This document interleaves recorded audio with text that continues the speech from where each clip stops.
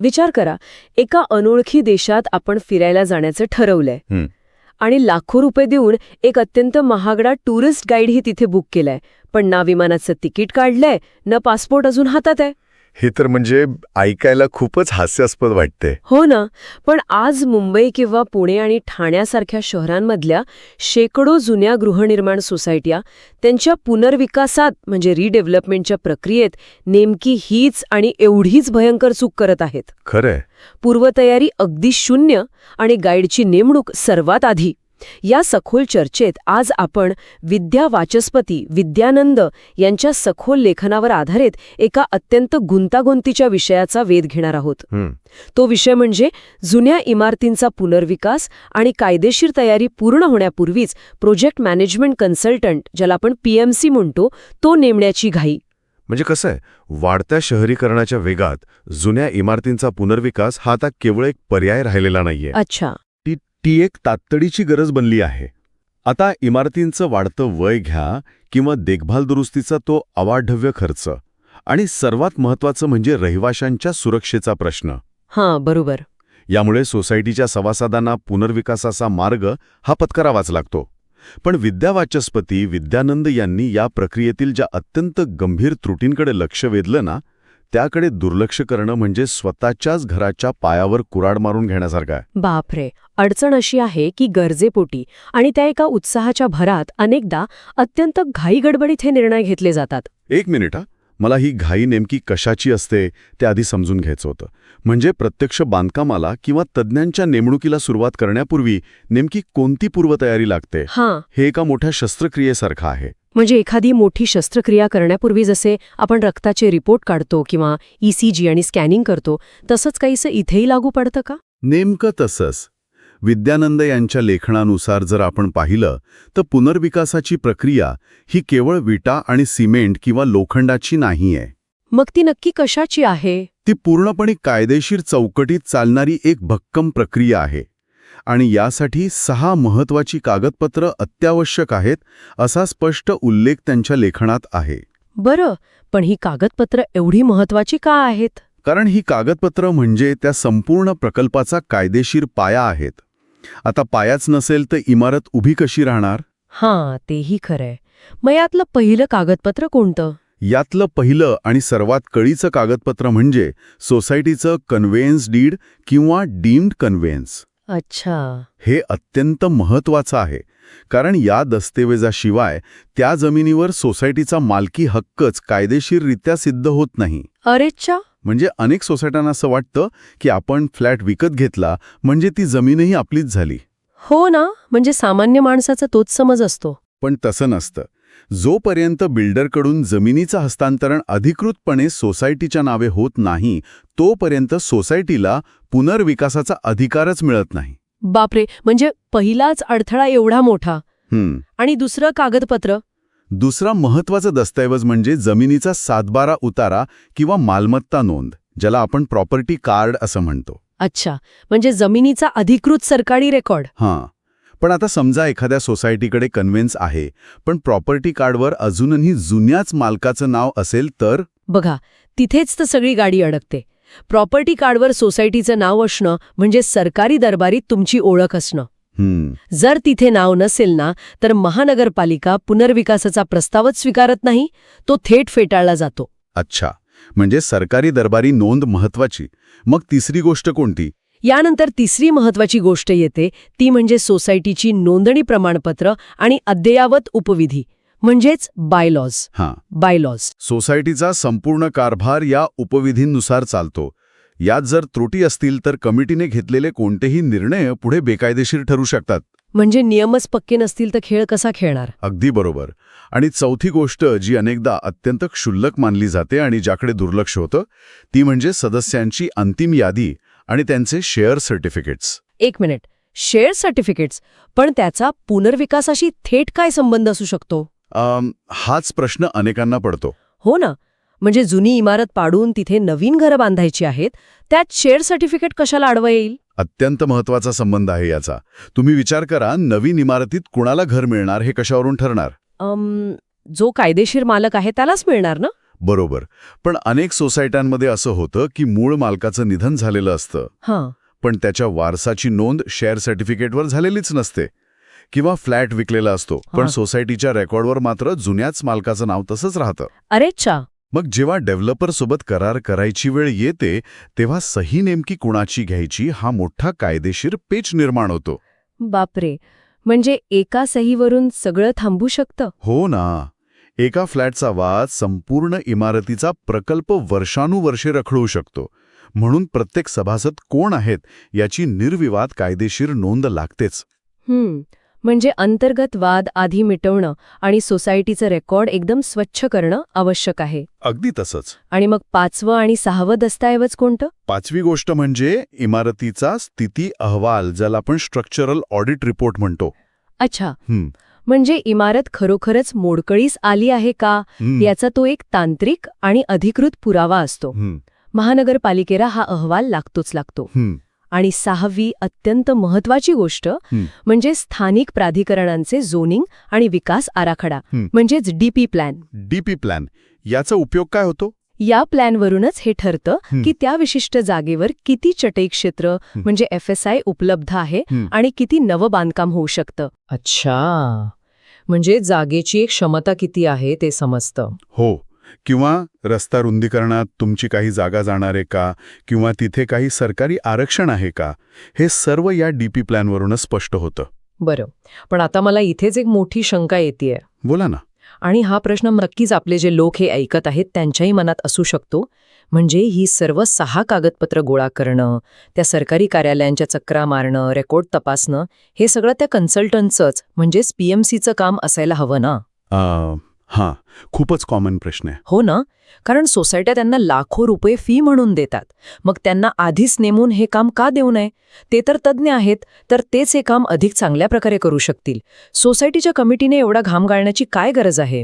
इथेच तर सगळ्यात मोठी गोम आहे.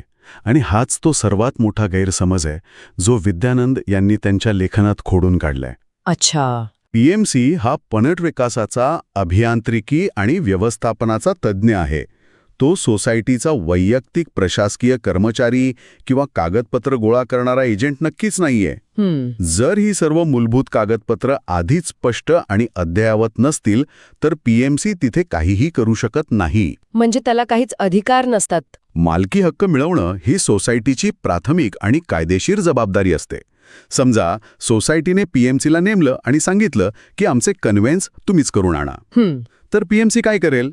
त्याचे अतिरिक्त पैसे घेईल, पण कायदेशीररित्या सह्या तर सोसायटीच्याच पदाधिकाऱ्यांना करावे लागतात ना. हो, ते तर आहेच. मग जर कागदपत्र अपूर्ण असताना तुम्ही PMCला आणलत तर त्याचं जे मुख्य काम आहे ते बाजूलाच राहतं आणि तो केवळ सरकारी कार्यालयांमध्ये पाठपुरावा करण्यात स्वतःचा आणि तुमचा वेळ घालवतो. म्हणजे हे असं झालं, एखाद्या 5 स्टार हॉटेलच्या मुख्य आचार्याला बाजारातून मीठ आणि मोहरी आणायला पाठवण्यासारखं आहे. अगदी चपखल उदाहरण दिलं तुम्ही. हो ना. म्हणजे त्याचं मुख्य काम उत्तम स्वयंपाक करणं आहे, पण तुम्ही त्याला किराणा माल आणायला झुमताय आणि वरून तो जो वेळ जातोय त्याचं लाखो रुपयांचं मीटर चालूच आहे. हो. आणि यापेक्षाही महत्त्वाचा मुद्दा हा आहे की जर जमिनीचा मालकी हक्कच सोसायटीकडे नसेल, प्रॉपर्टी कार्डवर सोसायटीचं नाव नसेल, तर PMC विकासकासोबत किंवा महानगरपालिकेसोबत सोसायटीचा प्रतिनिधी म्हणून उभाच कसा राहील? खरंय, त्याला कोण उभं करेल तिथे? पायाभरणीशिवाय इमारत उभी राहू शकत नाही. PMCला स्वतःचं काम सुरू करण्यासाठी एका भक्कम कायदेशीर प्लॅटफॉर्मची गरज असते आणि तो प्लॅटफॉर्म फक्त ही 6 कागदपत्रच देऊ शकतात. बरं. मग आता समजा कागदपत्र जमा करणं हे PMCचं मुख्य काम नाहीये, तर मग प्रत्यक्ष पुनर्विकास प्रक्रियेत हा प्रोजेक्ट मॅनेजमेंट कन्सल्टंट नक्की काय करतो? त्याला एवढं महत्त्व का दिलं जातं? कारण विद्यानंद यांच्या मते PMC हा संपूर्ण पुनर्विकास प्रक्रियेत सोसायटीचा मार्गदर्शक असतो. बरोबर. मला वाटतं PMCची तुलना आपण एखाद्या चित्रपटाच्या दिग्दर्शकासोबत करू शकतो. म्हणजे बघा, तो स्वतः अभिनय करत नाही, कॅमेरा चालवत नाही किंवा स्पॉटबॉयचं कामही करत नाही, पण तो संपूर्ण चित्रपट कसा बनेल याचा डोलारा सांभाळतो. हे दिग्दर्शकाचं उदाहरण घेऊनच आपण PMCच्या जबाबदाऱ्या समजून घेऊया. हो, सांगा ना. PMCचं पहिलं मुख्य काम असतं प्रकल्पाची तांत्रिक आणि आर्थिक व्यवहार्यता म्हणजे फिजिबिलिटी तपासणं. अच्छा. म्हणजे तुमचा जो DP प्लॅन आहे आणि जी उपलब्ध जागा आहे त्यानुसार नवीन इमारतीत किती जागा मिळू शकते, किती मजले जाऊ शकतात याचं संपूर्ण नियोजन करणं. म्हणजे ही झाली चित्रपटाची प्री प्रोडक्शनची तयारी. अगदी तसंच. आणि दुसरं आणि अत्यंत महत्त्वाचं काम म्हणजे योग्य डेव्हलपरची निवड करण्यासाठी निविदा प्रक्रिया म्हणजेच टेंडरिंग प्रोसेस राबवणं. वेगवेगळ्या बिल्डर्सकडून प्रस्ताव मागवणं. पण मला सांगा, हे काम सोसायटी स्वतः का करू शकत नाही? फक्त वर्तमानपत्रात जाहिरात द्यायची आणि जो बिल्डर जास्त जागा देईल त्याला निवडायचं, यात काय एवढा अवघड आहे? इथेच तर सगळा खेळ आहे. जो बिल्डर सर्वात जास्त जागा किंवा सर्वात जास्त कॉर्पस फंड देतो तोच सर्वात चांगला असतो असा एक मोठा भास नेहमी निर्माण केला जातो. हो, सोसायटीतले लोक तर त्यावरच भुलतात. पण पीएमसीचं काम केवळ आकडे पाहणं नसतं. तो त्या बिल्डरची आर्थिक स्थिती अत्यंत बारकाईने तपासतो. त्याचे जुने प्रकल्प वेळेत पूर्ण झाले आहेत का हे पाहतो. अच्छा, म्हणजे तो त्याचा इतिहास तपासतो. हो, आणि सर्वात महत्त्वाचं म्हणजे डेव्हलपरसोबत होणाऱ्या करारातील तांत्रिक आणि व्यावसायिक अटींचं तो बारकाईने परीक्षण करतो. डेव्हलपरने दिलेल्या आश्वासनांमध्ये कोणतीही कायदेशीर किंवा तांत्रिक पळवाट नाहीये ना, हे पाहणे ही पीएमसीची मोठी जबाबदारी आहे. हे असं काम सामान्य रहिवासी करू शकत नाहीत. म्हणजे डेव्हलपरच्या प्रस्तावाचं एक प्रकारे पोस्टमॉर्टम करणं. अगदी. आणि एकदा डेव्हलपर ठरला की मग पीएमसीचं काम संपतं का? अजिबात नाही. तिथूनच तर त्याचं प्रत्यक्ष काम खऱ्या अर्थाने सुरू होतं. अच्छा. हो, जेव्हा प्रत्यक्ष बांधकाम सुरू होतं तेव्हा त्या कामाच्या गुणवत्तेवर आणि वेळेवर नियंत्रण व देखरेख ठेवणं हे त्याचं मुख्य काम असतं. वापरलं जाणारं सिमेंट योग्य प्रतीचं आहे का? स्टीलचं प्रमाणीकरण बरोबर आहे का? बांधकामाचा वेग ठरलेल्या वेळेनुसार आहे की नाही? यावर तो सोसायटीचा प्रतिनिधी म्हणून साईटवर बारीक लक्ष ठेवून असतो. तो एका अर्थी सोसायटीचा तांत्रिक डोळा आणि मेंदू असतो. बरं, पण आपण जे दिग्दर्शकाचं उदाहरण घेतलं होतं ना, ते इथे पुन्हा जोडून पाहूया आपण. हां, बोला. म्हणजे दिग्दर्शकाकडे कितीही उत्तम कॅमेरा असले आणि उत्तम अभिनेते असले, पण त्याच्याकडे कथा म्हणजे स्क्रिप्ट जर नसेल किंवा ती अर्धवट असेल, तर तो चांगला चित्रपट बनवू शकत नाही. अगदी बरोबर पकडलात तुम्ही. इथे ती कथा किंवा स्क्रिप्ट म्हणजे सोसायटीची ती कायदेशीर कागदपत्र. पीएमसी हा कितीही मोठा तज्ज्ञ असला तरी त्याला काम करण्यासाठी सोसायटीने कायदेशीर चौकट आणि अचूक माहिती पुरवणं गरजेचं आहे.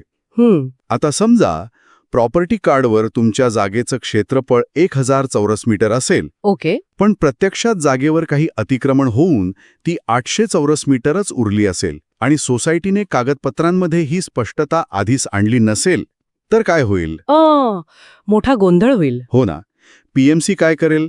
तो कागदावरचे 1000 चौरस मीटर गृहीत धरून भव्य प्लॅन बनवेल, सभासदांना मोठी स्वप्न दाखवेल. बापरे. पण जेव्हा तोच प्लॅन मंजुरीसाठी महानगरपालिकेत जाईल तेव्हा तो तिथे थेट फेटाळला जाईल. आणि मग सोसायटीचा मोठा अपेक्षाभंग होईल आणि वरून पीएमसीची लाखो रुपयांची फी वाया जाईल, ती वेगळीच. नक्कीच. मग आता आपण या नाण्याच्या दुसऱ्या बाजूकडे वळूया. जर एखाद्या सोसायटीने या कागदपत्रांची पूर्तता न करताच निव्वळ उत्साहाच्या भरात किंवा कोणाच्या तरी सांगण्यावरून थेट पीएमसीची नेमणूक केलीच, तर काय भयंकर परिणाम होऊ शकतात?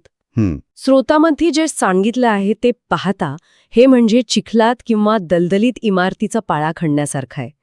विद्यानंद यांच्या लेखनातून 4 प्रमुख धोके समोर येतात आणि ते खरंच डोळे उघडणारे आहेत. हो, आणि हे धोके समजून घेणं प्रत्येक सोसायटीसाठी अत्यंत महत्त्वाचं आहे. यातला पहिला धोका कोणता? यातला पहिला धोका म्हणजे अपूर्ण माहितीवर आधारित निर्णय घेतले जाण्याची दाट शक्यता असते.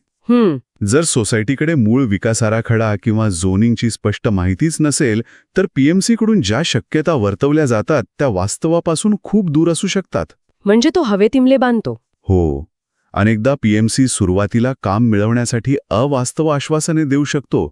चुकीच्या माहितीच्या आधारे तयार झालेले प्रकल्प अहवाल पुढे जाऊन तांत्रिक अडचणींमुळे पूर्णपणे कोसळतात. आणि मग काय? सभासद कमिटीला आणि पीएमसीला दोष देऊ लागतात. अगदी तेच होतं. म्हणजे चुकीच्या डेटावर चाललेली गाडी शेवटी भिंतीलाच धडकणार. मग दुसरा धोका कोणता?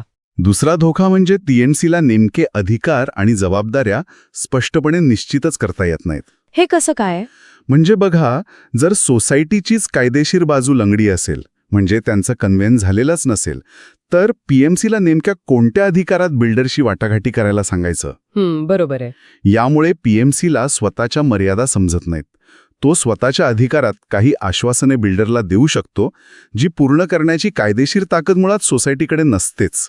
यातून मग मोठा गोंधळ निर्माण होतो. आणि याच गोंधळातून मग तिसरा मोठा धोका उद्भवतो, बरोबर?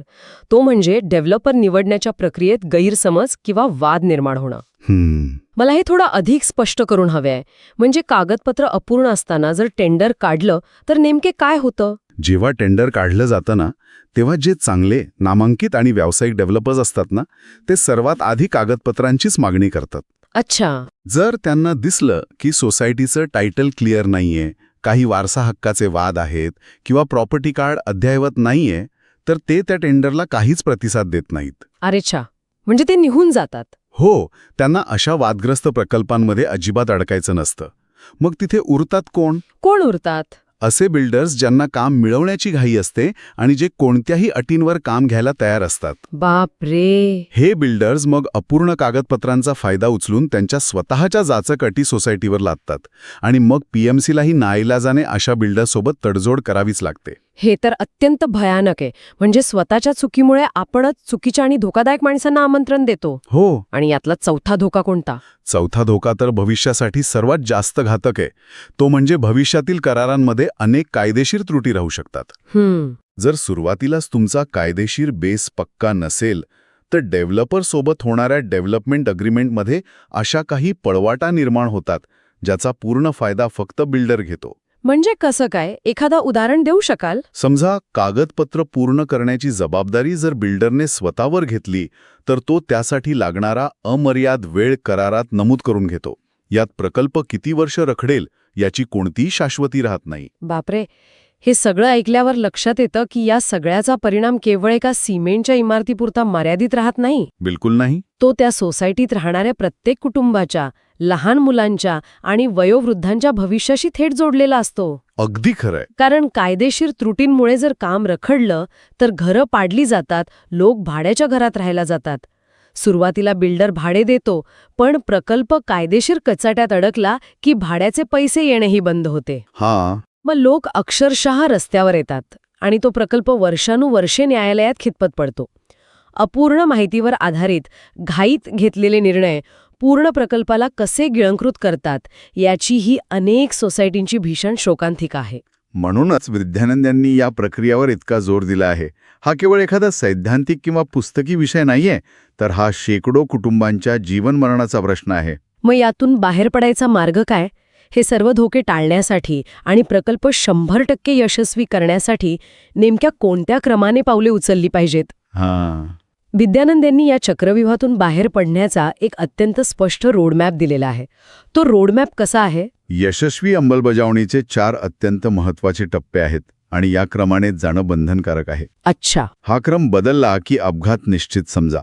यातला पहिला टप्पा आपण आधीच सविस्तर पाहिला आहे. तो म्हणजे कागदपत्र. हो. सर्वप्रथम सर्व 6 कायदेशीर कागदपत्रांची तपासणी आणि पूर्तता करणं. जोपर्यंत फाईल 100% पूर्ण होत नाही, सर्व शेअर सर्टिफिकेट्स क्लिअर होत नाहीत, तोपर्यंत एकही पुढचं पाऊल उचलायचं नाही. आणि यानंतर येतो दुसरा टप्पा.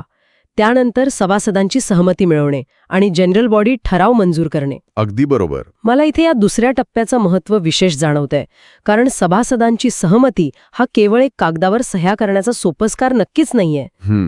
कागदपत्र पूर्ण झाल्यानंतर सोसायटीच्या सर्व सभासदांनी एकत्र बसून एका विचाराने पुनर्विकासाला होकार देणं हा तो दुवा आहे जो तुमच्या निर्जीव कागदपत्रांना प्रत्यक्ष कारवाईशी जोडतो. मी बरोबर विचार करत होते ना? तुम्ही अत्यंत अचूक मुद्दा मांडलात. जनरल बॉडीचा ठराव हा केवळ एक दुवा नाही, तर तो एक प्रचंड मोठा कायदेशीर अधिकार आहे. अच्छा. कमिटी स्वतःच्या अधिकारात पुनर्विकास कधीच करू शकत नाही. संपूर्ण सोसायटी जेव्हा ठराव मंजूर करते, तेव्हा कमिटीला पुढील काम करण्यासाठी एक वैधानिक बळ मिळतं. या ठरावाशिवाय पुढे गेलेले अनेक प्रकल्प नंतर एका दुसऱ्या सभासदाने आक्षेप घेतल्यामुळे न्यायालयात रद्दबातल ठरले आहेत. बापरे. म्हणजे आधी स्वतःची ढाल मजबूत करायची आणि मग तिसरा टप्पा काय आहे? या 2 पायऱ्या म्हणजे कागदपत्रांनी ठराव पूर्ण झाल्यानंतरच आणि केवळ त्यानंतरच तिसरा टप्पा येतो, तो म्हणजे पीएमसीची अत्यंत पारदर्शक पद्धतीने नेमणूक करणे. ओके. आता पीएमसीची एंट्री. हो. आता विचार करा, जेव्हा या टप्प्यावर पीएमसी येईल तेव्हा त्याच्या हातात सर्व कायदेशीर कागदपत्रांचं भक्कम शस्त्र असेल आणि सर्व सभासदांच्या एकमताची ढाल असेल अशा स्थितीत तो कोणत्याही शंकेविना अत्यंत प्रभावीपणे आणि वेगाने स्वतःचं तांत्रिक काम सुरू करू शकेल. आणि मग शेवटी चौथा टप्पा म्हणजे पीएमसी मार्फत डेव्हलपरची निवड आणि करार प्रक्रिया पूर्ण करणे. नेमकं म्हणजे हा क्रम अत्यंत तार्किक आहे. आधी स्वतःची तयारी करा म्हणजे कागदपत्र, मग घरातल्या सर्वांना विश्वासात घेऊन निर्णय घ्या म्हणजे ठराव, त्यानंतरच बाहेरचा तज्ज्ञ नेमा म्हणजे पीएमसी, आणि मग त्या तज्ज्ञाच्या मदतीने प्रत्यक्ष कंत्राटदार शोधा म्हणजे डेव्हलपर. हाच तो सुरक्षित आणि यशस्वी पुनर्विकासाचा एकमेव मार्ग आहे. या सर्व विश्लेषणाचा सारांश विद्यानंद यांच्याच एका सूत्रात सांगता येईल: सुजाण निर्णय, सुरक्षित पुनर्विकास. सुजाण निर्णय. संयमाने, पारदर्शकतेने आणि योग्य क्रमाने घेतलेले निर्णयच सोसायटीला धोक्यांपासून वाचवतात. घाईगडबड हा पुनर्विकासातील सर्वात मोठा आणि अदृश्य शत्रू आहे. आजच्या या सखोल चर्चेतून एक गोष्ट अगदी सूर्यप्रकाशा इतकी स्पष्ट झाली आहे: कायदेशीर कागदपत्रांची पूर्तता ही पुनर्विकास प्रक्रियेतील केवळ एक किरकोळ पायरी नसून ती संपूर्ण प्रकल्पाची पायाभूत गरज आहे. खरंय. त्या पायाशिवाय पीएमसी नेमणे म्हणजे दलदलीत इमले बांधण्यासारखे आहे. विद्यावाचस्पती विद्यानंद यांनी अत्यंत नेमक्या शब्दात या धोक्यांची आणि यशाच्या मार्गाची आपल्याला जाणीव करून दिली आहे. ही माहिती केवळ कमिटी मेंबर्ससाठी नाहीये, तर सोसायटीत राहणाऱ्या प्रत्येक सदस्यासाठी अत्यंत महत्वाची आहे. अगदी बरोबर. पण जाता जाता मला एक असा विचार मांडायचा आहे जो या संपूर्ण चर्चेचा गाभा ऐकल्यानंतर नक्कीच प्रत्येकाच्या मनात येतो, आणि त्यावर सर्वांनी शांतपणे विचार करावा असा तो मुद्दा आहे. कोणता मुद्दा? जर एका संपूर्ण सोसायटीचा सुरक्षित पुनर्विकास पूर्णपणे कागदपत्रांच्या स्पष्टतेवर आणि नोंदींवर अवलंबून असेल, तर आज याच क्षणी आपले स्वतःचे वैयक्तिक मालमत्तेचे दस्तऐवज किती परिपूर्ण आहेत? हा खूप मोठा प्रश्न आहे. जरी आपल्या सोसायटीचा पुनर्विकास आणखी 10 वर्ष दूर असला, तरी आज आपण स्वतःच्या घराची वैयक्तिक कायदेशीर पायाभरणी केली आहे का? फ्लॅटचं मूळ खरेदी खत सुरक्षित आहे का? शेअर सर्टिफिकेटवर योग्य व्यक्तीचे नाव आहे का? हो ना. कुटुंबातील सदस्यांचे नॉमिनेशन म्हणजे वारसा नोंद सोसायटीच्या रेकॉर्डमध्ये अधिकृतरित्या नोंदवली गेली आहे का? जर इथेच त्रुटी असतील तर सोसायटी कितीही परिपूर्ण असली तरी वैयक्तिक पातळीवर मोठा फटका बसू शकतो. यावर नक्की विचार व्हायला हवा. अगदी नक्कीच. माहितीच्या या जंजाळातून स्पष्टतेकडे जाण्याची, गुंतागुंतीचे विषय सोपे करून समजून घेण्याची आणि सातत्याने नवीन काहीतरी शिकण्याची ही प्रक्रिया अशीच सुरू राहील. पुन्हा भेटूया अशाच एका महत्त्वपूर्ण आणि सखोल विश्लेषणासोबत.